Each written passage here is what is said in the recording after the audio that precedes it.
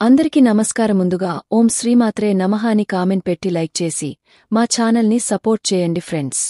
శ్రీ పోతులూరి వీరబ్రహ్మేంద్ర స్వామిగారి కాలజ్ఞానం ప్రకారం జూలై 2025 నెలలో ఖచ్చితంగా జరిగే 3 సంఘటనలు ఇవే. పోతులూరి వీరబ్రహ్మేంద్ర స్వామి గర్వించదగ్గ మహాజ్ఞాని, సామాన్య ప్రజలకు భవిష్యత్తును అంచనా వేసేవాడిగా పేరు పొందారు. శ్రీ పోతులూరి వీరబ్రహ్మేంద్ర స్వామి వారి గురించి మనందరికీ తెలుసు. కడప జిల్లా కందిమల్లయ్య పాలెం పుణ్యక్షేత్రం నుండి ఆయన బ్రహ్మంగారు రాసిన కాలజ్ఞానం చాలా ప్రసిద్ధి చెందింది. ఇందులో భవిష్యత్తు గురించి ఎన్నో అద్భుతమైన, దిగ్భ్రాంతికరమైన వింతలు, విశేషాలు ఉన్నాయి. పోతులూరి వీరబ్రహ్మేంద్రస్వామివారు భవిష్యత్తులో జరగబోయే ఎన్నో విషయాలను ముందుగానే గ్రహించి వాటిని కాలజ్ఞానంలో చెప్పడం జరిగింది. కాలజ్ఞానం ప్రపంచమంతటా ప్రసిద్ధి చెందింది. బ్రహ్మంగారు చెప్పినట్లుగానే చాలా విషయాలు ఇప్పటికీ జరిగాయి, ఇకపై కూడా జరుగుతాయి. మనిషి స్వభావం ఇలా మారుతుంది. సమాజం ఎలాంటి మలుపులు తిరుగుతోంది. ప్రకృతి వైపరీత్యాలు ఎలా సంభవిస్తాయి. కలియుగాంతం ఎలా ఉంటుంది. ఇలా ఎన్నో విషయాలను బ్రహ్మంగారు శతాబ్దాల క్రితమే అంచనా వేశారు. కాలజ్ఞానం లోతుల్లోకి వెళ్తే మన చుట్టూ జరుగుతున్న ఎన్నో విషయాలకు ఆయన అప్పుడే అంచనా వేశారా అని ఆశ్చర్యం కలగకమానదు. ఈ 2025 జూలై నెలలో కూడా ఊహించలేని సంఘటనలు ఎన్నో జరుగుతాయని బ్రహ్మంగారు కాలజ్ఞానంలో చెప్పారు. మరి జూలై నెలలో ఇటువంటి సంఘటనలు జరగబోతున్నాయి. బ్రహ్మంగారు ఏం జరుగుతాయని చెప్పారు అనే విషయాన్ని ఇప్పుడు మనం ఈ వీడియోలో వివరంగా తెలుసుకుందాం. బ్రహ్మంగారు పరిపూర్ణచార్య ప్రకృతాంబ దంపతులకు బ్రహ్మాండపురి గ్రామంలో సరస్వతి నది ఒడ్డున జన్మించారు. రికార్డుల ప్రకారం ఆయన 1608లో జన్మించారని ఉంది. ఆయన విశ్వ బ్రాహ్మణ కుటుంబంలో జన్మించారు. బ్రహ్మంగారు కాలజ్ఞానంలో ఎన్నో విషయాల గురించి చెప్పారు. మొత్తం 14,000 సంఘటనల గురించి బ్రహ్మంగారు వివరించారు. వాటిలో ఇప్పటివరకు కొన్ని నిజం అయ్యాయి. ఒక అమ్మ 16 ఏళ్ల రాజ్యమేలుతుంది అని బ్రహ్మంగారు కాలజ్ఞానంలో చెప్పారు. బ్రహ్మంగారు చెప్పినట్లే ఇందిరాగాంధీగారు 15 సంవత్సరాల 300 రోజులు భారతదేశాన్ని చాలా బలంగా పాలించారు. శ్వేతముఖులు భారతదేశాన్ని పాలిస్తారు అని బ్రహ్మంగారు చెప్పారు. ఆయన చెప్పినట్లుగానే తెల్లవాళ్లు భారతదేశాన్ని చాలా సంవత్సరాలు పాలించారు. అంటే ఇది కూడా నిజమైంది. ప్రమిద బొమ్మలు గద్దెలకుతాయి అని బ్రహ్మంగారు కాలజ్ఞానంలో చెప్పారు. అంటే యాక్టర్స్ రాజకీయాల్లోకి వస్తారని అర్థం. బ్రహ్మంగారు చెప్పినట్లుగానే ఎన్టీఆర్ గారు, ఏజీఆర్, జయలలిత, ఇప్పుడు పవన్ కళ్యాణ్ ఇలా చాలామంది రాజకీయాల్లోకి వచ్చారు. చాలామంది యాక్టర్లు, ముఖ్యమంత్రులు కూడా అయ్యారు. అలాగే శని గ్రహం మిథునరాశి లోనికి వచ్చినప్పుడు మరణాలు సంభవిస్తాయి అని బ్రహ్మంగారు కాలజ్ఞానంలో చెప్పారు.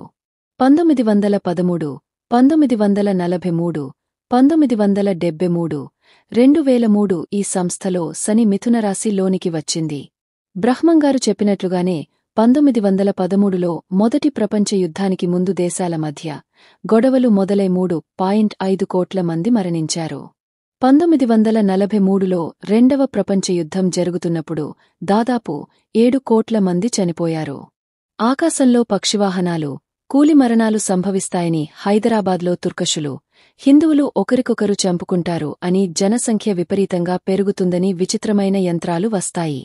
కాని చావు పుట్టుకను కనిపెట్టలేరు అని, ఇలా మనం ఇప్పుడు చూస్తున్న ఎన్నో విచిత్రాల గురించి బ్రహ్మంగారు అప్పట్లోనే కాలజ్ఞానంలో రాసిపెట్టారు. ఇక ఇప్పుడు జూలై నెలలో జరగబోయే సంఘటనల గురించి కూడా తెలుసుకుందాం.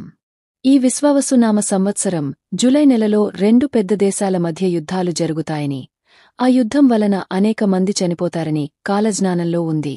అంతేకాదు విశ్వావసు నామ సంవత్సరంలో వావివరసలు మర్చిపోయి కూతుళ్ళు, కొడుకులు కన్న తల్లిదండ్రులను చంపుతారు.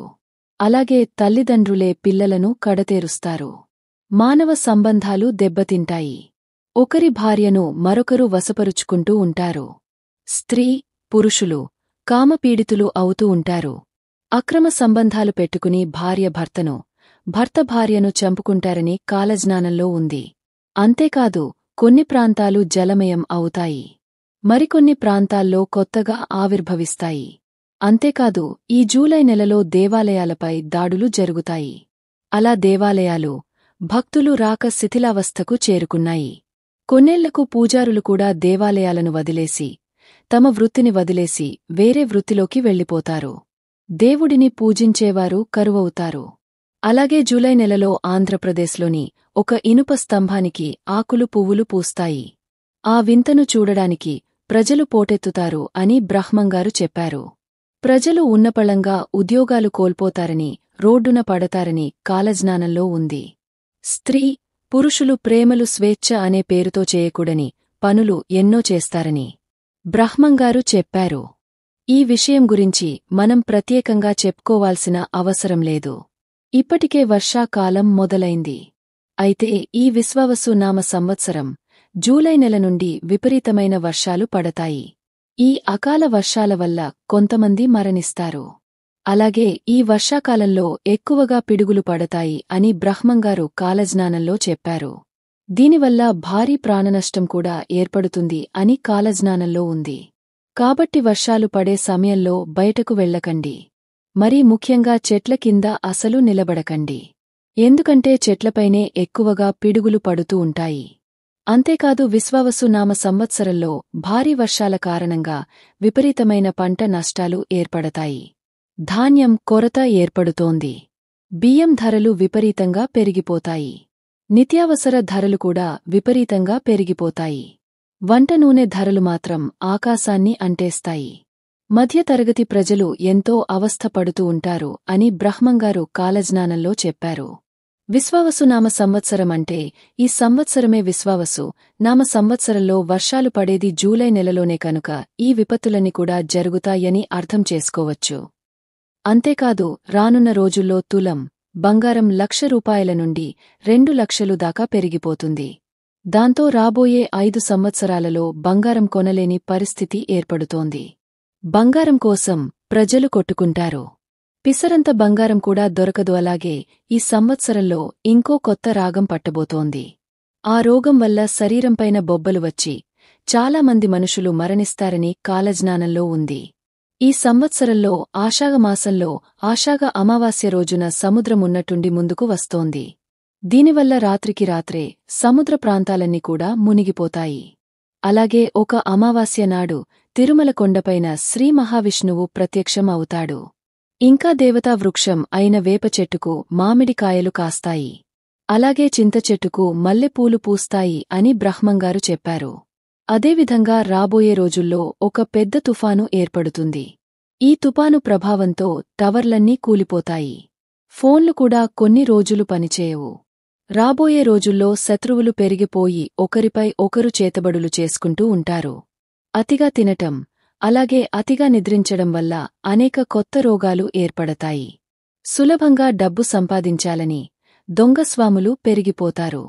ప్రజలకు మాయమాటలు చెప్పి ధనాన్ని దోచుకుంటారు. రోజురోజుకు ధర్మం నశించిపోయి ఆ ధర్మమే గెలుస్తుంది. దుర్మార్గులు రాజులుగా మారుతారు. మంచి ప్రవర్తన కలవారు అపనిందలను ఎదుర్కొంటారు. దుర్మార్గులు అబద్ధాలను ప్రచారం చేసి నిజాలను కప్పిపుచ్చుతారు. దానివలన మంచివారు భయంకర కష్టాలను అనుభవిస్తారు అని బ్రహ్మంగారు చెప్పారు. అంతేకాదు గ్రామాల్లో, పట్టణాల్లో నెత్తుటివాన కురుస్తోంది. అలాగే 2025లలో ఒక పెద్ద సభ జరుగుతుండగా 12 తలల పాము వచ్చి 10 మంది కాటువేసి చంపుతుంది అని కాలజ్ఞానంలో ఉంది. ఎప్పుడైతే ఈ సంఘటన జరుగుతుందో ఆ తర్వాత నుండి దేశంలో వాతావరణంలో అనుకోని మార్పులు వస్తాయని బ్రహ్మంగారు చెప్పారు. అలాగే దేవాలయాల్లో ఉండే దేవుని విగ్రహాలు ఉన్నట్టుండి మాయమైపోతూ ఉంటాయట. ఇలా చెప్పుకుంటూ పోతే మధురైలో కొలువై ఉన్న మీనాక్షి అమ్మవారు తన భక్తులతో మాట్లాడుతుందట. శ్రీశైలం మల్లన్న స్వామివారు శ్రీశైలని విడిచి వింధ్య పర్వతాలకు వెళ్ళిపోతారట. తిరుమల వెంకన్న స్వామివారి కుడిభుజం సడంగా అదురుతుంది. ఈ సంఘటనను చూసిన భక్తులకు ఎంతో అదృష్టం వరిస్తుంది. అలాగే ఈ నెల చివర్లో రాజకీయాల్లో ఒక ముఖ్యమైన అధికారం కోసం కలిసి ఉన్న వ్యక్తుల గొడవలు పెట్టుకుంటారు అని కాలజ్ఞానంలో ఉంది. అలానే రానున్న రోజుల్లో తిరుపతి వెంకటేశ్వర స్వామివారి ఆలయంలోనికి ముస్సళ్లు ప్రవేశించి 3 రోజులపాటు పూజలు లేక తలుపులు మూసివేసి ఉంచుతారని బ్రహ్మంగారు కాలజ్ఞానంలో రాసి ఉంది. అలాగే శ్రీ వెంకటేశ్వర స్వామివారి సంపాదనను గుర్తుతెలియని కొంతమంది దొంగలు అపహరించుకుని పోతారు అని బ్రహ్మంగారు చెప్పారు. అంతేకాదు భవిష్యత్తులో భారతదేశంలోని యువత ఉద్యోగాలు లేక తప్పుడు మార్గాల్లో ధనాన్ని సంపాదిస్తారు. 30 సంవత్సరాలు నిండగానే చనిపోతారు అని బ్రహ్మంగారు చెప్పారు. హత్యలు విపరీతంగా పెరిగిపోతాయని కాలజ్ఞానంలో ఉంది. అలాగే ఆకాశంలో రంగులు మారటం, పిడుగులు పడి జనం చనిపోవటం, ఇలాంటి సంఘటనలు ఎన్నో ఈ సంవత్సరం చోటు చేసుకుంటూ ఉంటాయి. అలాగే 2025 సెప్టెంబర్ నెలలో వచ్చే సూర్యగ్రహణం నాడు సూర్యునిలో సూర్యనారాయణ స్వామి దర్శనం ఇస్తారని బ్రహ్మంగారు చెప్పారు. అలాగే బ్రహ్మంగారి మయానికి ఈశాన్య దిశలో ఒక మహిళ గర్భం దాలుస్తుంది. ఆ గర్భం పగిలి ఒక బిడ్డ పుడుతుంది. ఆ సమయంలో ఆకాశం నుండి పిడుగులు పడి అక్కడి ప్రజలు మరణిస్తారు. అలాగే విజయవాడలో ఉన్న కనకదుర్గమ్మ ముక్కుపుడకను కృష్ణానది తాగుతుందని బ్రహ్మంగారు చెప్పారు. ఇదే గనుక జరిగితే ఖచ్చితంగా పెద్ద ప్రళయం ఏర్పడుతుంది. అలాగే రానున్న రోజుల్లో 12 రోజుల వరకు గోదావరిలో చుక్కనీరు కనిపించకుండా పోతుంది. 13వ రోజున భయంకరమైన వరదలు ఏర్పడతాయి. అంతేకాదు ప్రజలు మన దేశ సంప్రదాయాలను వదిలి ఇతర దేశాల సంప్రదాయాలను అనుసరిస్తారు. హత్యలకు రేపు సినిమాలు ఇన్స్పిరేషన్గా ఉంటాయి. సోషల్ మీడియాలో ఫేమస్ అవ్వడానికి ఎంతైనా సరే తెగిస్తూ ఉంటారు. ఎన్ని నాటకాలైనా ఆడుతూ ఉంటారు. కిరాతకులకు వెంటనే శిక్ష పడదు. మనుషుల మనస్తత్వాలు నీచ స్థితికి దిగజారిపోతూ ఉంటాయి. క్రూరంగా మారిపోతారు.